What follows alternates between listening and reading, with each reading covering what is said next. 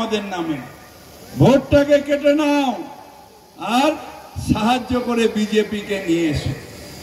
একটা দল এসেছে এখানে, কি নাম যেন, আইএসএল, হ্যাঁ,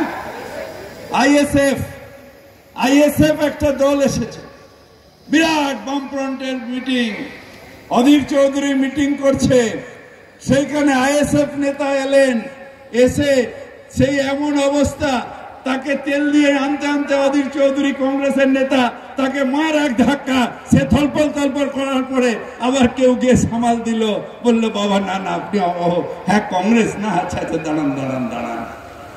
এই অবস্থা আজকে হয়ে দাঁড়িয়েছে। আরে আমরাও পীরের পীর আবু বকর সিদ্দিকীকে আমরাও সম্মান করি, তার কাছে দোয়া আনতে যাই। আপনি পীরের ছেলে, পীরের বংশ, পীরের বংশে আমরাও অনেকেই আপনাদের শ্রদ্ধা করি, কিন্তু পীরের বংশের ছেলে যদি আপনি ফুটবল খেলতে নামেন আর বলবেন যে আমাকে কেউ আটকাতে পারবে না, আমি পীরের ছেলে তাই বল নিয়ে সোজা গিয়ে গোল দিয়ে দেব, আমাকে কেউ মারতে পারবেন না, সেটা হতে পারে না। আপনি যখন পীরের ছেলে বল নিয়ে ফুটবল খেলতে নেমেছেন, বিপরীতে আমরাও থাকবো, আমরাও লাথি মারবো, যদি আপনার গায়ে লাগে ক্ষমা করে দেবেন, ক্ষমা করে দেবেন। পীরের ছেলে আমরা যাই পীর সাহেবদের কাছে, দোয়া চাইতে যাই।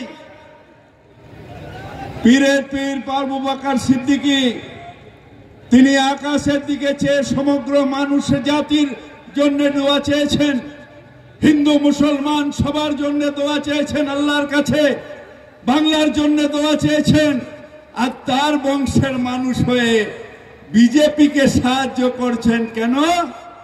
বিজেপিকে সাহায্য করে মুসলমান ভোট কেটে নিয়ে বিজেপির রাস্তাটাকে যদি সোজা করা যায়, মালের লেনদেন কত হয়েছে সেইটা বাংলার মানুষ জানতে চাইছে, সেইটা বাংলার মানুষ জানতে চাইছে।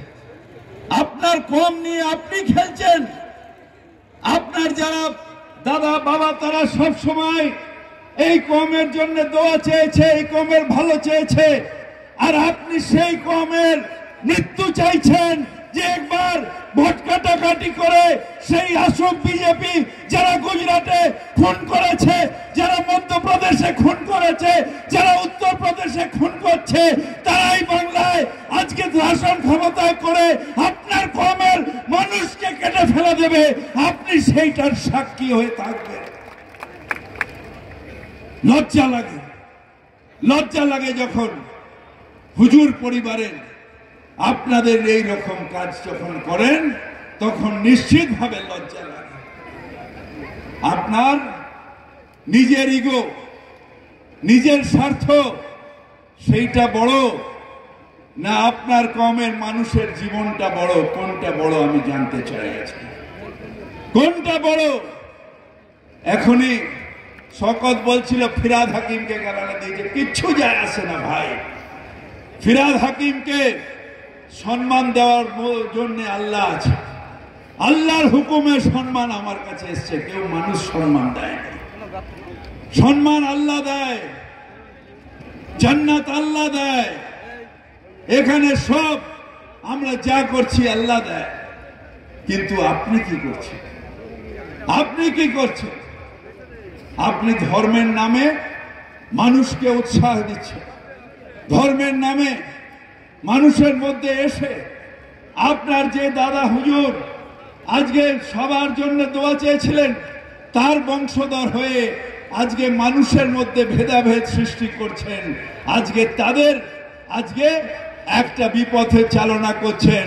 আর কিছু মানুষ তো আছেই যারা লাপাতে থাকে, তারা লাপাচ্ছে আর বামফ্রন্ট মজা দেখাচ্ছে যে এতদিন তৃণমূলকে টাইট করতে পারিনি, 19-এ বিজেপিকে সাহায্য করে টাইট করার চেষ্টা করলাম, তাতেও ঠিক হলো না, এবার এদের মধ্যে দিয়েই আরেকটাকে বার করেছি, তাকে এনে যদি কেটে টাইট করি তাহলে আমার বাবা বিজেপি তাকে সাহায্য করতে পারবো, খুশ হয়ে যাবে।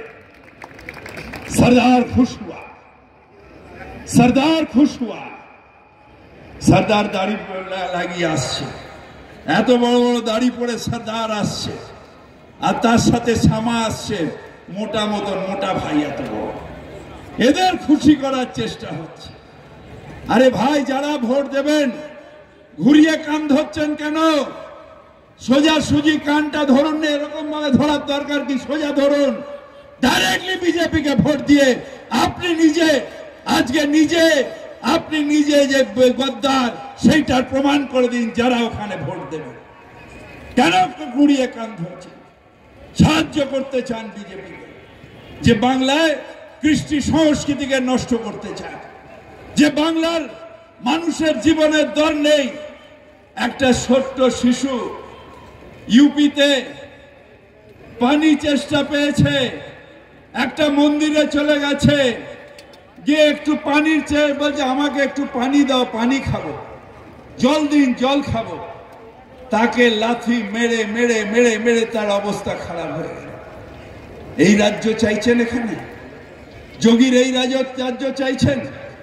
শুধু মুসলমান নয়, থাইরাসে একটা আদিবাসী মেয়ে, তাকে ধর্ষণ করে জ্বালিয়ে দেওয়া হলো, বাপ মাকে পাশে যেতে দেওয়া হলো না। সেই রাজ্য চাইছেন বাংলায়? বাংলায় যেখানে রোজ 2 ঘন্টা অন্তর একটা করে ধর্ষণ হয়, সেই যোগীর রাজ্য বাংলায় চাইছেন? আর সেই যোগী আসছে বাংলায়, যোগী ভোগী বাংলায় আসছে। हमें সোনার বাংলা চাইয়ে, यहाँ डबल इंजिन सरकार आएगा। আমি বললাম ডবল ইঞ্জিন কিন্তু দারুণ ক্ষতিকর। তার কারণ ইঞ্জিনের স্পিড বোঝা যায় না, মানুষকে কুচলে দিয়ে চলে যায় ডবল ইঞ্জিন। এইখানে আমরা দেখছি ডবল ইঞ্জিনের সরকার বিহারে, ডবল ইঞ্জিনের সরকার ইউপিতে, ডবল ইঞ্জিনের সরকার আসামে, ডবল ইঞ্জিনের সরকার ত্রিপুরায়। দেখছি কোনো উন্নয়ন নেই। বলছে 7% দিয়ে দেবে। কোথায় ভাই? ত্রিপুরায় তো দাওনি। বলছে 35% মহিলার চাকরি সংরক্ষণ করব। ভাই, ইউপিতে তো এখনো করনি, এমপিতে এখনো করনি, আসামে করনি, ত্রিপুরায় করনি, গুজরাটে করনি, বাংলায় এসে তারপরে করবে। বলছে কত লোক বেকারের, প্রত্যেক পরিবারে একটা করে চাকরি দেব। আমি বললাম মানুষকে একবার বোকানো বানানো যায়, বারবার বোকা বানাবেন?